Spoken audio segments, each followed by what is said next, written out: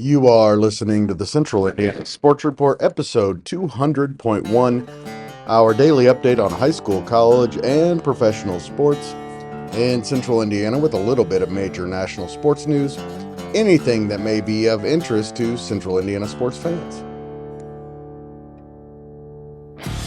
You're listening to the Central Indiana Sports Report with your host, Greg Mengelt. Good morning, good afternoon, or good evening. Whenever you've chosen to listen to the Central Indiana Sports Report, we thank you so much for spending part of your day with us. Today is March 10th, 2025. It's a Monday, so it's another day for the Central Indiana Sports Report. I'm your host, Greg Mengelt, and I love Central Indiana sports. I'm coming to you today from Madison Grant High School. Producer Susie is in the control room at headquarters in Jeffersonville. Coming up, we have results from Saturday's local boys basketball sectionals and this Saturday's local regional matchups, plus college basketball, both men's and women's, college baseball, softball, and wrestling results from over the weekend. But first, please, I'm asking you to please go to our YouTube page and subscribe to our channel. Just search Central Indiana Sports Report. It is very easy to find. We're starting to do a lot of cool things over there, so you're going to want to do that. Plus, we're going to have some YouTube exclusives. So even if you've subscribed at Amazon, Apple, SoundCloud, or Spotify, please go to our YouTube page and check it out. Earlier Monday, we released reports from sectional championship games at Frankton, Belmont, Blackford, Southwood, and Newcastle. Please go check those out. To Saturday's local sectional championship scores, starting in Class 4A, Harrison beat Kokomo at Kokomo 70-63. It was Harrison's second win of the year over Kokomo. Malachi King scored 20, Reed Smith 18. The Raiders shot 57% to Kokomo's 43. For Kokomo, Corbin Hamill had 18 points and Zion Bellamy 15. And freshman DJ Nash contributed 12. That is going to be a very good Kokomo team next season. And at Carmel, number 1 Fishers knocked off number 8 Noblesville 55-46 for their 40th consecutive win for the defending state champion Tigers. Jason Gardner II led Fishers with 14 points. Nathan Baker 12, John Anthony Hall 11. You never know where it's going to come from against Fishers. And TJ Davidson led Noblesville with 14 points. So on Saturday, it'll be number 1 Fishers against Harrison at 7 o'clock at Frankfort in the 4A Regional Championship. In Sectional 9 at Muncie Central, number 16 Mount Vernon pulled off a double overtime upset over number 2 Greenfield Central, 83-76. Future Purdue Boilermaker Luke Ertl scored 36 points for Mount Vernon. Braylon Mullins, who is one of the best players in the country, finished with 38 points for Greenfield Central. Unbelievable. He never won a sectional championship. Shows you how good that sectional is. So on Saturday, it'll be number 16 Mount Vernon against Brownsburg at 1 o'clock at Southport in another 4A regional. To Class 3A, and we start at Newcastle, where Delta won its 3rd consecutive sectional championship with a 50-37 win over the host Trojans. Senior Jordan Fernie had 13 points, 6 rebounds, and 5 assists. Senior Cooper Bratton, 11 points, 4 rebounds, and 4 assists. Junior Lucas Bragg scored 10 points, and senior Bronson Edwards had a big night and contributed 6 points and 5 rebounds. Delta held Newcastle to 39% shooting. Mason Miller had a game-high 16 points for Newcastle. Earlier Monday, we talked with Star Press sports editor Kate Huntington about Delta's, Wapahani's, Daleville's, and Monroe Central's sectional championships. On Saturday at Newcastle, once again at 7 o'clock, it'll be Delta against number 7 Blackhawk Christian. In sectional 25 at Frankfort, it was number 5 Guerin Catholic 63-39 over Troy West. Ryan Paris scored 20 points, had 5 assists and 4 steals. And Bryson Cardinal had 14 points and 10 rebounds for Guerin. Also, sophomore Jake Grisham finished with 14 points. And number 3, New Pal beat Roncalli 66-55 to win the sectional championship at Shelbyville. New Pal scored 36 points in the second quarter. Julius Jeezy led the way, as he always does, with 25 points and 7 rebounds.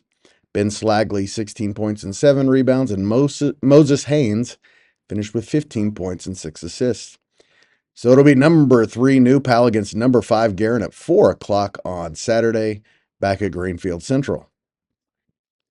In Class 2A, number 4 Manchester won the Wabash sectional with a 70-38 win over Oak Hill. Senior Gavin Betton had perhaps the performance of the entire state, all 64 sectionals. He finished with 40 points on 16 of 19 shooting, 15 rebounds, 5 block shots, and 4 assists in the win. Senior Ethan Hendrickson added 13 points and 7 assists. RJ Sugart led the Golden Eagles with 22 points. No other Oak Hill player scored more than 5. And Tipton knocked off Frankton 43-42 at Frankton. Grady Carpenter cemented his sectional MVP run with 18 points, 6 assists, and 5 rebounds, and was clutch in all 3 games. Grayson McFalls added 13 points, 6 rebounds, and 3 block shots for Tipton. Ryan Van Skyok and Michelle Garman had a full report from Saturday's championship game at Frankton. You're going to want to go find that one. On Saturday at Logansport at 4 o'clock, it'll be Tipton against number 4 Manchester. That should be a good one. Sectional 40 at Blackford, it was number 1 Wapahani 74-46 over Madison Grant. It's the 4th straight sectional championship for the Raiders. Camden Bell led the way with 21 points. Eli Andrews had 19, and Nate Luce 14 points and 11 rebounds for Wapahani. Xander Gillespie led the Argyles with 12 points in his final game. On Saturday at Lapel at 4 o'clock, it'll be number 1 Wapahani against Western Boone for that regional championship. And in Class A, it was Daleville 66, Northfield 64 in the championship game at Southwood. Just an incredible game. Go read Kate Hampton's account in the Star Press. Ashley Fouch became the first woman to lead a boys team to a sectional championship in Indiana basketball history. And Noah Colvin scored 18 points and Hunter Sahina 14 for the Broncos. Daleville will play Monroe Central at 4 o'clock at Newcastle. Monroe Central beat Daleville earlier in the year, but the way the Broncos are playing, you should not count them out. And Liberty Christian won its 4th sectional championship in a row, beating crosstown rival Anderson Prep 61-40 at Broad Ripple. It's the 4th straight sectional championship for the Lions. Christian Townsend scored 15, TJ English 11. Marcus McLean had 13 for APA, which won 20 games this season after having a previous high in any season of 6 wins. On Saturday, it'll be Liberty Christian against North Decatur at 1 o'clock at Greenfield. Liberty looking to repeat as regional champions. In sectional 53 at North Vermilion, it was Central Catholic 50, Covington 40. The Knights outscored Covington 17-5 in the 4th quarter to win that one. Ray Clayton had 17 points and 11 rebounds, and Mikey Stapleton 13 points for Central Catholic. And sectional 54 at Clinton Central, it was number 3 Clinton Prairie 65-37 over Frontier for the Gophers' first sectional championship since 1982 and just their 3rd overall. They will be looking for their first regional championship on Saturday when they face Central Catholic, Clinton Prairie versus Central Catholic at 4 o'clock at Frankfort. Nice short trip for both teams. We move to women's college basketball in the Big Ten tournament. Number 4 UCLA beat number 2 USC to win the championship. Both teams will likely be number 1 seeds in the NCAA tournament. We'll get those brackets on Sunday. Locally, IU should be in the field. Ball State is the top seed going into the MAC tournament beginning Wednesday in Cleveland. The Cardinals are one of 8 MAC teams to qualify for the conference tournament and faces 8 seed Western Michigan at 11 a.m. Wednesday. That game can be seen on ESPN+. Ball State closed its regular season with an 82-57 win over Ohio to win the MAC by 3 games over Toledo. Indiana Wesleyan's women will take on Philander Smith University in the first round of the NAIA tournament on Friday at 5:30. We will have a full tournament preview with Kevin Helfrich later this week. On Saturday, IU's men's basketball team picked up a huge win, 66-60 over Ohio State in Bloomington. Big win for the Hoosiers' NCAA tournament resume. IU is the 9th seed and will open tournament play on Thursday at noon against Oregon in Indianapolis. The tournament starts Wednesday with number 12 Minnesota against number 13 Northwestern, and 10 seed Ohio State against 15 Iowa, and number 11 Rutgers against 14th seed USC. With a win, IU would face Big Ten regular season champion Michigan State Friday at noon on the Big Ten Network. Purdue also starts Thursday, the last game Thursday, against either Rutgers or USC. Michigan State is the top seed, followed by Maryland, Michigan, and UCLA. Those four don't start until the quarterfinals on Friday. In college baseball, Ball State kicked off MAC play with a 3-game sweep of Western Michigan, 3-1 Friday, 8-2 Saturday, and 10-9 Sunday. Junior shortstop Dylan Grego hit a walk-off solo home run in the bottom of the ninth in Sunday's win. IU went 1-2 in a series at Penn State. The Hoosiers won 17-6 on Saturday to even the series, but lost 10-6 in the rubber match Sunday. The Hoosiers had 22 hits in Saturday's win, led by Jake Hanley's 3-hit, 4-run performance. Purdue is 14-2 after winning 2 out of 3 at Minnesota. The Boilermakers took game 1 6-3 and game 2 Saturday at 11-6. Minnesota handed Purdue its first Big Ten loss, 10-8 on Sunday. Indiana Wesleyan won its 3rd, 4th, and 5th straight games, sweeping Bethel over the weekend. The Wildcats won 5-2 in the opener Friday, then swept a doubleheader Saturday, 2-1 and 15-5. The Wildcats are now 10-5 on the season. Taylor's 15-4 after beating Huntington 8-6 and 5-4 in a doubleheader Friday. The Trojans are now 6-0 in the Crossroads. Taylor and Huntington meet again Monday in a doubleheader at 1-4 in Upland. IUK went 1-2 over the weekend at home against Shawnee State. They split a doubleheader Saturday with a 10-6 loss and an 11-7 win. Then they lost 9-8 Sunday, 3 really close games. The Cougars are now 5-14. To college softball, IU went 5-0 over the weekend, beating IU Indy 14-0 and Bowling Green 11-3 Friday.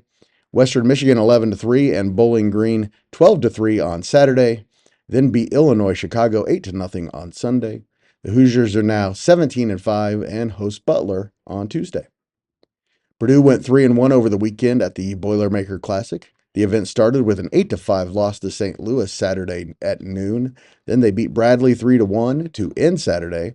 On Sunday, the Boilermakers swept the Billikens and Braves 4-2 and 11-1.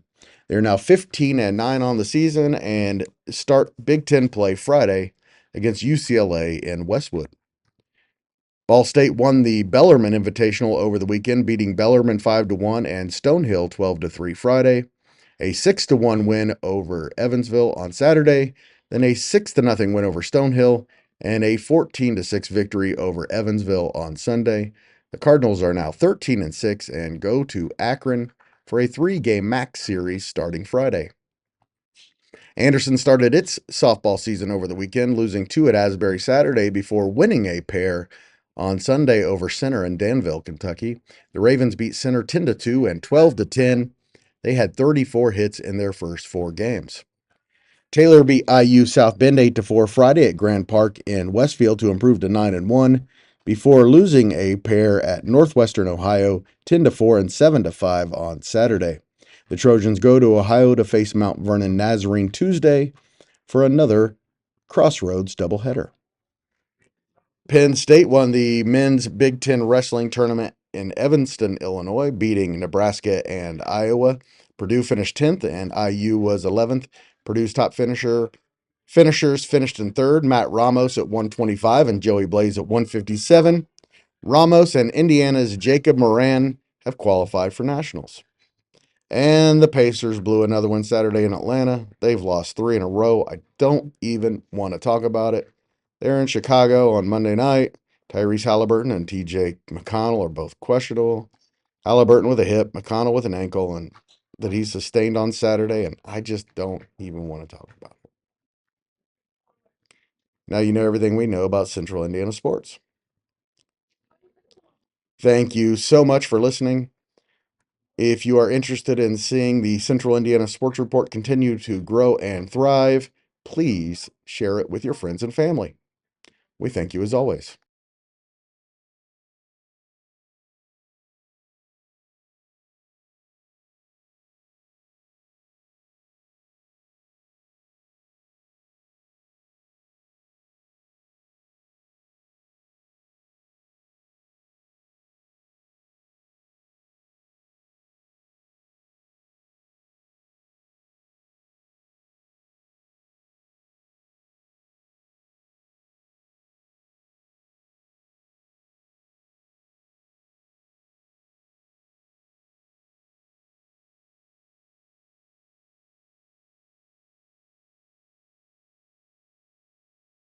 Central Indiana Sports Report is a product of ITG Media, and I love Susie.